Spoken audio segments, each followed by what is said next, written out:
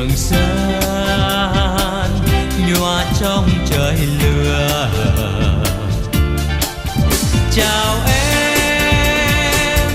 em gái Tiền Phương ơi, em gái Tiền Phương, hẹn gặp nhé giữa Sài Gòn. Chào em gái Tiền Phương ơi, em gái Tiền Phương, hẹn gặp nhé giữa Sài Gòn.